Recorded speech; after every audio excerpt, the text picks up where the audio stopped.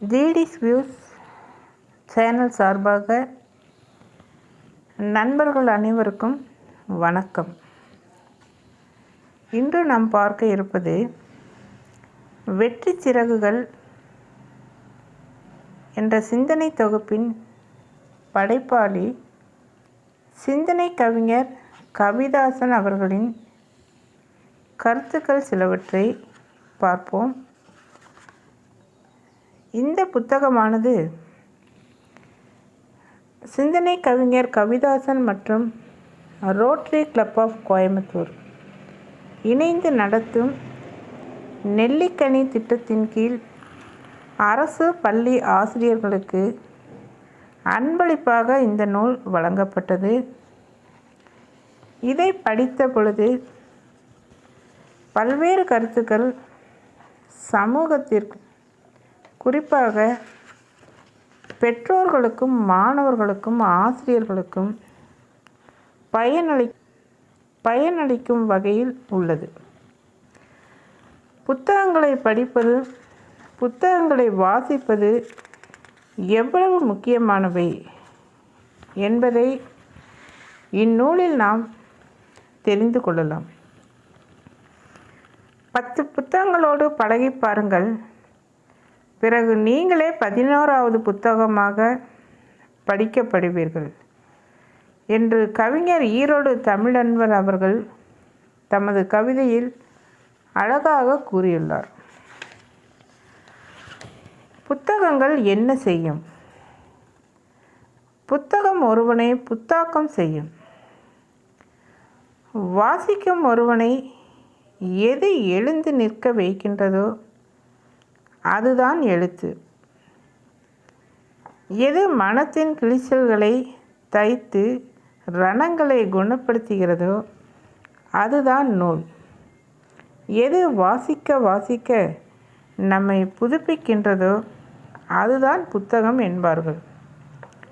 சாதாரண மனிதர்களை புத்தகம் எவ்வாறு சரித்திர நாயகர்களாக்கிறது என்பதை பற்றி மாணவர்களுக்கு எடுத்து சொல்லி அவர்களை வாழ்நாள் மாணவர்களாக்குங்கள். Lifetime learners. John Ruskin எழுதிய கடையனுக்கும் கடை தோற்றம் என்ற புத்தகமும் டால்ஸ்டாயின் எழுத்துக்களும் தான் மோகன்தாஸ் காந்தி அவர்களை மகாத்மாவாக மாற்றியது. சீக்கிலார் எழுதிய பெரிய புராணம் தான் வெங்கட்ராமன் என்ற சிறுவனை மகான் ஸ்ரீ ரமண மகரிஷியாக மாற்றியது. புத்தகத்திற்கு செலவழிப்பது செலவல்ல, மூலதனம் என்றார் எமர்சன். எல்லோரும் அண்ணாந்து பார்க்கும் அதிசயிக்கும் அந்த மாமனிதர் இந்தியாவின் முன்னாள் குடியரசுத் தலைவர் டாக்டர் ஏபிஜே அப்துல் கலாம் அவர்கள் 2011 பிப்ரவரி 16 அன்று இந்திய சர்வதேச மையத்தில் ஆற்றிய உரையில் தெரிவித்த உருக்கமான புத்தக பதிப்பு இது. 1954 to 57 ஆண்டுகளில் சென்னை குரோம்பேட்டையில் மெட்ராஸ் தொழில்நுட்ப கல்வி நிறுவனத்தில் MIT நான் படித்து கொண்டிருந்தேன். அப்போது நான் என்னுடைய படிப்பின் 2வது ஆண்டில் 1955 டிசம்பரில் படித்து கொண்டிருந்தேன் என்று நினைக்கிறேன். எனது வகுப்பு மாணவர்கள் அனைவரும் கோடை விடுமுறையில் தங்கள் ஊர்களுக்கு சென்று விட்டனர். நான் குறிப்பிட்ட பாடத்தில் சரியாக தெளிவடையாமல் இருந்தேன். ஆகவே அடுத்து வரவிருந்த தேர்வுக்கு அந்த பாடத்தில் என்னை தயார் செய்வதற்கு விடுதியில் தங்குவதற்கு முடிவு செய்திருந்தேன். அந்த கோடை விடுமுறையின் போது ஒரு நாள் என்னுடைய மைத்துனர் முகமது ஜலாலிடமிருந்து தொலைபேசி அழைப்பு வந்தது. அவர் ராமேஸ்வரத்தை கடுமையான சுழல் புயல் தாக்கியதாகவும் என்னுடைய பெற்றோர்கள் என்னை உடனடியாக பார்க்க விரும்புகிறார்கள் என்றும் தெரிவித்தார். நானும் உடனடியாக ராமேஸ்வரம் சென்று என்னுடைய பெற்றோர்களையும் மற்றவர்களையும் பார்க்க விரும்பினேன். மாத கடைசி என்பதால் என்னிடம் பணம் இல்லை. எனக்கு பணம் அனுப்புவதற்கு என்னுடைய குடும்பத்தாருக்கும் கால அவகாசம் இல்லை. என்னுடைய பயணத்திற்கு எப்படி ஏற்பாடு செய்வதென்று நான் யோசித்து கொண்டிருந்தேன். அந்த சமயத்தில் என்னிடம் ஒரே ஒரு சொத்து மட்டும்தான் இருந்தது. அது என்னவெனில், எனது 2ஆம் ஆண்டு படிப்பின் போது ஏரோடைனமிக்ஸ் என்ற பாடத்தில் எனது சிறப்பான தேர்வை பாராட்டி மெட்ராஸ் தொழில்நுட்ப கல்வி நிறுவனத்தின் நிர்வாக கவுன்சில் தலைவர் டாக்டர் லக்ஷ்மணசாமி முதலியார் அவர்களால் பரிசாக அளிக்கப்பட்ட மிக உயரிய புத்தகமாகும். அந்த புத்தகத்தின் பெயர் த தியரி ஆஃப் எலாஸ்டிசிட்டி. அந்த புத்தகம் திமோஷெங்கோ, குட்லியர் ஆகியோரால் எழுதப்பட்டது. அந்த காலத்திலேயே அதனுடைய விலை ரூ. 400 ஆகும்.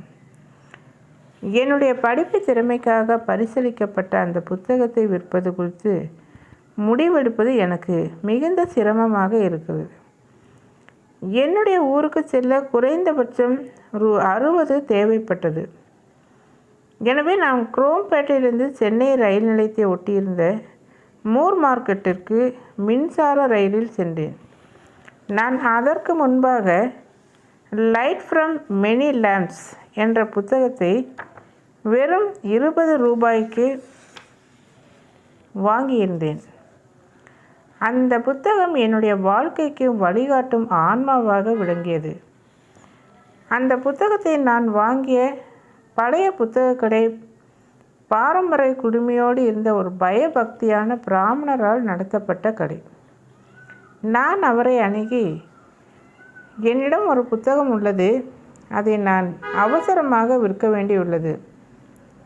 ஏனென்றால் எனது சொந்த ஊருக்கு உடனடியாக செல்வதற்கு பணம் தேவைப்படுகிறது என்று கூறினேன்.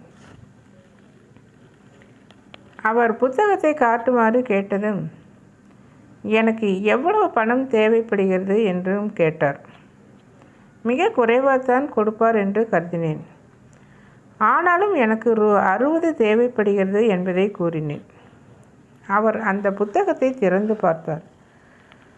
முதல் பக்கத்தில் அந்த புத்தகம் அப்போதைய சென்னை பல்கலைக்கழக துணைவேந்தரான டாக்டர் லக்ஷ்மணசாமி முதலியார் அவர்களால் முதல் பரிசு புத்தகமாக கொடுக்கப்பட்டது என்ற விவரத்தை படித்து பார்த்தார். தான் அந்த புத்தகத்தை வாங்கப் போவதில்லை என்றும், அந்த புத்தகம் பரிசளிக்கப்பட்டதால் எனக்கு ரூ. 60 தருவதாகவும், நான் பணத்தை திரும்ப கொடுக்கும் வரை புத்தகத்தை பத்திரமாக வைத்திருப்பதாகவும் தெரிவித்தார். ஒரு சிக்கலான சமயத்தில் எனக்கு உதவுவதற்கு மகத்தான ஆன்மா ஒன்று முயற்சிக்கிறது என்பதிலும், படிப்பில் எனக்கு இருந்த ஆர்வத்தையும் அவர் புரிந்து கொண்டார் என்பதிலும் நான் மகிழ்ச்சி அடைந்தேன். அவரிடமிருந்து பணம் பெற்றுக்கொண்டு நான் ராமேஸ்வரம் சென்றேன். அங்கு இயற்கையின் கொடூரத்தை பார்த்தேன். ஆனால் என் எண்ணமெல்லாம் அந்த புத்தகத்தை திரும்ப வாங்குவதிலேயே இருந்தது. ராமேஸ்வரத்திலிருந்து திரும்பியவுடன் மூர் மார்க்கெட்டுக்கு சென்று பணத்தை கொடுத்து அந்த புத்தகத்தை திரும்ப பெற்றுக்கொண்டேன். கொஞ்ச காலத்திற்கு தனது மகனை இழந்திருந்த தாய் தன் மகனை திரும்ப பெற்றபோது ஏற்படும் அனுபவம் போன்றிருந்தது. விருதுகள் பெறும் சாகித்ய அகாதமியின் பல புத்தகங்கள் வீட்டு நூலகத்தின் மிக உயரிய சொத்துக்களாகும். அவை இளம் சிந்தனையாளர்களை மகத்தான வித்வான்களாகவும், தொழில்நுட்ப வல்லுநர்களாகவும், அறிவியலாளர்களாகவும், ஆசிரியர்களாகவும், எழுத்தாளர்களாகவும், தலைவர்களாகவும் மாற்றும் என்பதில் நான் உறுதியாக உள்ளேன் என்று புத்தகம் பற்றி தன் வாழ்க்கையில் நடந்த நிகழ்வை பதிவு செய்துள்ளார் திரு அப்துல் கலாம் அவர்கள். இதுபோலத்தான் பல்வேறு மாமனிதர்களை, அறிஞர்களை, அறிவியல் கண்டுபிடிப்பாளர்களை, தேச தலைவர்களை உருவாக்குவதில் நூல்கள் முக்கிய பங்கு வகிக்கின்றன. ஆகவே மாணவர்கள் நல்ல நூல்களை தேடி பிடித்து வாசிக்க வேண்டும். அத்துடன் அந்த நூல்களை மற்றவர்களுக்கும் அறிமுகம் செய்து வைக்க வேண்டும். வாசிக்காத நாள் வளராத நாள் என்ற சிந்தனையோடு சிறந்த நூல்களை தேர்ந்தெடுத்து நம்முடைய அறிவு வளத்தை பெருக்கிக் கொண்டே இருக்க வேண்டும். இவ்வாறு சிந்தனை கவிஞர் கவிதாசன் அவர்கள் தன்னுடைய புத்தகத்தில் பல கருத்துக்களை கூறியுள்ளார். நன்றி.